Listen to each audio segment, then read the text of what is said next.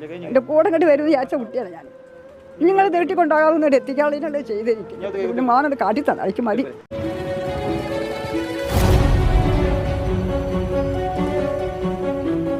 Riyadh ജയിലിൽ നിന്ന് അബ്ദുൾ റഹീമിൻ്റെ മോചനം ഇന്നും വന്നിട്ടില്ല. ഈ കേസ് ഓരോ പ്രാവശ്യം സിറ്റിംഗ് വരുമ്പോഴും എല്ലാവരും ഒരുപാട് പ്രതീക്ഷിച്ചിട്ടായിരിക്കുന്നത് അല്ലേ. അപ്പോൾ എനിക്ക് തന്നെ ഒരുപാട് മെസ്സേജുകൾ വരാറുണ്ട്. ഇതിൻ്റെ സ്റ്റാർട്ടിങ് മുതലുള്ള വീഡിയോസ് ഇട്ട് തുടങ്ങിയതുകൊണ്ട് തന്നെ. അപ്പോൾ ഇന്നത്തെ കേസിലും പ്രത്യേകിച്ചൊരു കാരണമൊന്നുമില്ല. അല്ലാണ്ട് ഇന്ന കാരണം കൊണ്ട് പ്രോസിക്യൂഷൻ അത് മാറ്റിവെച്ചു അല്ലെങ്കിൽ പുതിയൊരു കേസ് തെളിഞ്ഞതുകൊണ്ട് മാറ്റിവെച്ചു അങ്ങനെയൊന്നുമല്ല. പല സാങ്കേതിക കാരണങ്ങളാലും അതുപോലെ തന്നെ കേസിൽ കൂടുതൽ ഒന്നും കൂടെ എന്താ പറയുക പഠിച്ച് ഉത്തരം പറയണം അല്ലെങ്കിൽ ആ ഒരു വിധി കൊണ്ടുവരണം എന്ന് റിയാദ് കോടതിക്ക് ഇപ്പോൾ ഏത് നാട്ടിലെ കോടതിയാണെങ്കിലും അവർക്ക് അവരുടേതായിട്ടുള്ളൊരു ചുറ്റുപാടുകളും കാര്യങ്ങളുണ്ട്.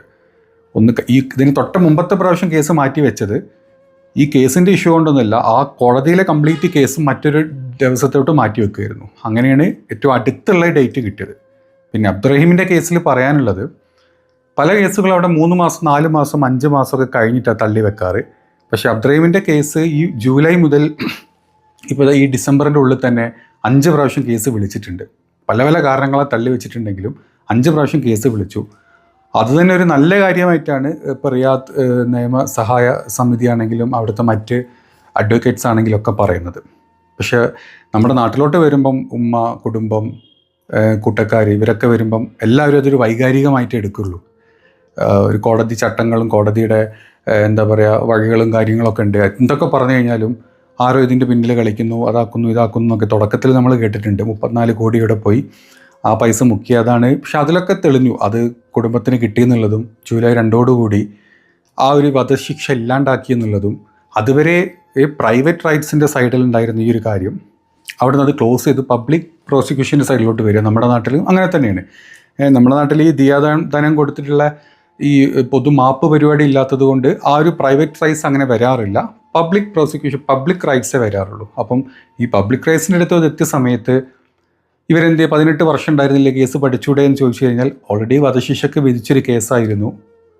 അത് അതിൻ്റെ വഴിക്ക് പോയിക്കൊണ്ടിരിക്കുകയായിരുന്നു. പെട്ടെന്നാണ് നമ്മൾ നല്ലവരായിട്ടുള്ള മലയാളികൾ ജാതി ദേശഭേദമന്യേ പൈസ കൊടുത്തിട്ട് നമ്മൾ ആ ഒരു ഭാഗം ക്ലിയർ ചെയ്തത്.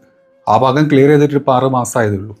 അപ്പോൾ 6 മാസത്തിനിടക്ക് ഈ പബ്ലിക് പ്രോസിക്യൂഷൻ വീണ്ടും പഠിച്ചു, വീണ്ടും പുതിയ എന്താ പറയുക സാക്ഷികളും പഴയ സാക്ഷികൾ കാണാതായവരും പുതിയ ആളുകൾ വന്നതും അവരോടുള്ള സംസാരങ്ങൾ, അവരുടെ ഇടയിലുള്ള സംസാരങ്ങളും ചില കാര്യങ്ങൾ അബ്ദുറഹീമിന് എഗെയിൻസ്റ്റ് ആയിട്ട് നിന്നിരുന്നു. അപ്പോൾ അങ്ങനെ തന്നെ പോയിക്കോട്ടെ എന്ന് വെച്ചിരുന്ന വിധി മുമ്പേ വന്നേനെ. പക്ഷേ അതങ്ങനെയല്ല, അതിൻ്റെ സത്യാവസ്ഥ അതെല്ലാം അബ്ദുറഹീം കോടതിയിൽ കഴിഞ്ഞതിൻ്റെ മുമ്പത്തെ കോടതിയിലൊക്കെ പറഞ്ഞു ബോധ്യപ്പെടുകയും ചെയ്തിട്ടുണ്ട് കോടതിക്ക്.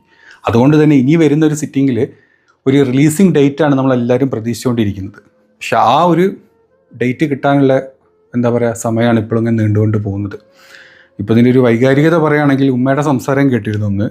അതിൽ കണ്ണുകളോടെയായിരുന്നു റഹീമിന്റെ മാതാവ് ഫാത്തിമയുടെ പ്രതികരണം. ചായമൊക്കെ തേടി എല്ലാവരും സാധനം കിട്ടിയില്ല. ഓനിതാ വരുന്നേ പറഞ്ഞിട്ട് ഇതുവരെ വന്നില്ല. ഇന്നിപ്പോൾ എന്തായാലും വരും, അതാ കിട്ടും കൊടുത്തു എന്ന് പറഞ്ഞിട്ടല്ലേ. ഇന്നത്തും കഴിഞ്ഞ് ഇങ്ങനെ നീട്ടി കൊണ്ടുപോകാൻ അഞ്ഞ് വരുമ്പോഴും ഇതേമാതിരി കേൾക്കണ്ടേ. അതിന് മുന്നിലായിട്ട് കുട്ടി ഒന്ന് എത്തിക്കാനുള്ള പരിഹാരങ്ങൾ ആരെങ്കിലും ഇതിലൊക്കെ ഉണ്ടാക്കി തരിക്കും. എന്നിട്ട് കുട്ടി നിൽക്കിക്കൊണ്ട് കാട്ടി തരും. ഈ ഉമ്മനെ ആർക്കും കുറ്റം പറയാൻ പറ്റില്ല. ഉമ്മക്ക് അങ്ങനെ പറയാനും സംസാരിക്കാനും പറ്റുള്ളൂ. പക്ഷേ ഇവിടെ നിന്ന് ആരും പറ്റാത്തൊരവസ്ഥ ആയതുകൊണ്ട് തന്നെയാണ് ഇപ്പം എല്ലാവരും. അല്ലാണ്ട് ഈ പെട്ടെന്ന് അങ്ങ് ഇടപെട്ടതെന്താ തീർത്തൂടെ എന്ന് പോയി ചോദിക്കാൻ പറ്റാത്തൊരു സ്ഥലമാണ് അത്. എവിടെയാണെങ്കിലും നമ്മുടെ എവിടെ ആണെങ്കിലും നമ്മുടെ കോടതിയിലുള്ളൊരു സംഭവം നമുക്ക് ആർക്കും ചാടിക്കയറി ഇടപെട്ട് ഒന്നും ചെയ്യാൻ പറ്റുന്ന കാര്യങ്ങളല്ല. അപ്പോൾ അതിൻ്റെ നല്ല വിധി വരും തന്നെയാണ് നമ്മളിപ്പോഴും പ്രതീക്ഷിക്കുന്നതും. ഇനി ഇതിൻ്റെ ഇടയിൽ കുത്തിത്തിരിപ്പുണ്ടാക്കാൻ പലരും വരുമായിരിക്കും കേട്ടോ, അത് ഉറപ്പാണ്. അതെല്ലാ പ്രാവശ്യം ഉണ്ടാകുന്നതുമാണ്. അപ്പം ആ പറയുന്നവർ പറയട്ടെ, നമ്മളെക്കൊണ്ട് പ്രാർത്ഥിക്കാൻ പറ്റും. ബാക്കിയുള്ള കാര്യങ്ങളൊക്കെ ചെയ്തു വെച്ചിട്ടുണ്ട്, എല്ലാം ചെയ്തു വെച്ചിട്ടുണ്ട്. ഈ ഒരു ഇന്ത്യൻ എംബസി ആണെങ്കിലും ഈ റിയാദ് നിയമസഹായ സമിതി ആണെങ്കിലും പിന്നെ ഇതിൻ്റെ പിന്നാലെ ഓടി നടക്കുന്ന ഒരുപാട് പേരുണ്ട്. അവരാരും എന്താ പറയുക ഇതങ്ങ് മട്ടിൽ വിട്ട കാര്യങ്ങളല്ല. അവരതിൻ്റെ പിന്നാലെ തന്നെ ഉണ്ട്. എത്രയും പെട്ടെന്ന് നല്ല വിധി ആക്കണേ എന്നൊക്കെ തന്നെ എല്ലാവരുടെയും ആഗ്രഹം. ഇതുപോലത്തെ ഒരു 100 കേസുകൾ അവിടെ നടക്കുന്നുണ്ട്. ഇന്ത്യൻസിൻ്റെ മലയാളീസിൻ്റെ തന്നെ പല 50ഉം 100ഉം കേസുകൾ അവിടെ മുന്നോട്ട് പോയിക്കൊണ്ടിരിക്കുന്നുണ്ട്. അപ്പോൾ അതിൻ്റെ ഇടയിൽ ഒരു കേസ് മാത്രമാണ് കോടതിക്ക് ഈ കേസ്. അതുകൊണ്ട് തന്നെ കോടതി അവരുടേതായ സമയം എടുത്ത് ചിലപ്പം അടുത്ത സിറ്റിങ്ങിലും ആയിരിക്കണമെന്നില്ല. പിന്നെ അതും കഴിഞ്ഞ് വീണ്ടും സിറ്റിംഗ് കൊടുക്കാം, നമുക്ക് പറയാൻ പറ്റില്ല. പക്ഷേ 18 വർഷം എന്നുള്ളൊരു വലിയൊരു കാലയളവ് ഉള്ളതുകൊണ്ടും ഈ മരണം എങ്ങനെ സംഭവിച്ചു എന്നുള്ളത് കോടതിക്ക് ഇപ്പോൾ തെളിഞ്ഞത് കൊണ്ടുമാണ് നമുക്കിങ്ങനെ നിൽക്കുന്നത്. നിങ്ങളൊന്ന് ആലോചിച്ച് നോക്കണം.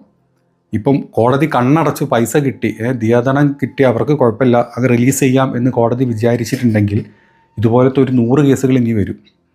ആർക്കും ആരെയും കൊല്ലാം, ആർക്കും ആരെയും കൊന്നു കഴിഞ്ഞിട്ട് ആ കുടുംബത്തിന് വലിയ ബുദ്ധിമുട്ടില്ലാത്ത രീതിയിൽ നല്ലൊരു പൈസ കൊടുക്കാൻ കപ്പാസിറ്റിയിൽ ഒരുത്തൻ പുറത്തുണ്ടെങ്കിൽ അവന് പൈസ കൊടുത്ത് ഒതുക്കുക.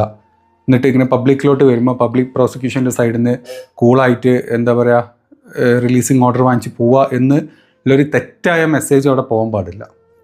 അബ്ദുറഹീമിൻ്റെ കേസ് ആണെങ്കിൽ അങ്ങനെയല്ല. പക്ഷേ കണ്ണടച്ച് നമ്മളൊരു വിധി പറയുമ്പോൾ ഇങ്ങനത്തെ പല ബുദ്ധിമുട്ടുകളും സൗദിക്കാർക്ക് അവിടെ ഉണ്ടാവും. അതുകൊണ്ട് തന്നെ മറ്റ് കാണുന്ന മറ്റ് രാജ്യക്കാർക്കും ഉണ്ടാവും. ഇത് വളരെ ഈസി ആയിട്ടുള്ള കാര്യമാണ്. കുറച്ചെന്തോ പൈസ മുടക്കി ഏത് കേസ് നമുക്ക് ഒതുക്കാം എന്നുള്ള തോന്നൽ വരാനും കൂടെ പാടില്ല. അപ്പോൾ അത് കറക്റ്റായിട്ട് പഠിച്ചിട്ട് തന്നെ ആയിരിക്കും എല്ലാ വഴികളും അടച്ചിട്ട് ഇനിയൊരു കേസ് ഇതുപോലെ തന്നെ അല്ലാത്ത രീതിയിൽ ഇതിനെ മറ വെച്ചിട്ട് തെറ്റായ രീതിയിൽ കേസുകൾ ഉണ്ടാവാൻ പാടില്ല എന്നുള്ളൊരു ഉറപ്പാണ് അവിടുത്തെ ആ ഒരു നിയമ എന്താ പറയുക ജഡ്ജിമാരുടെയും അവരുടെ പ്രോസിക്യൂഷൻ സൈഡിൽ നിന്നൊക്കെ അവർക്ക് വീണ്ടും പൂർണ്ണമായ ഒരു ചിത്രം അതിനുണ്ടാവും. അപ്പോൾ അവരതൊക്കെ ഫ്രെയിം ചെയ്തിട്ട് തന്നെ ഈ കേസിൻ്റെ വിധി അവർ പറയത്തുള്ളൂ. അതുകൊണ്ട് തന്നെയാണ് ഇതിന് ഇത്ര സമയം എടുക്കുന്നതും. നമുക്ക് ആലോചിച്ച് കഴിഞ്ഞാൽ മനസ്സിലാവും. അപ്പോൾ അടുത്ത 15-ാം തീയതിയാണ് അടുത്ത സിറ്റിംഗ്. അടുത്ത ജാനുവരി 15-നാണ് അടുത്തത് കിട്ടിയിട്ടുള്ളത്.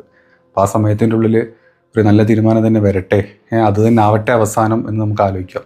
ഈ ഉമ്മക്കും ബാക്കി കുടുംബക്കാർക്കും ഇതിൻ്റെ പിന്നാലെ നടക്കുന്ന ആൾക്കാർക്കൊക്കെ ഒരു സമാധാന വിധി തന്നെ അടുത്ത പ്രാവശ്യം വരട്ടെ എന്ന് നമുക്ക് പ്രാർത്ഥിക്കാം.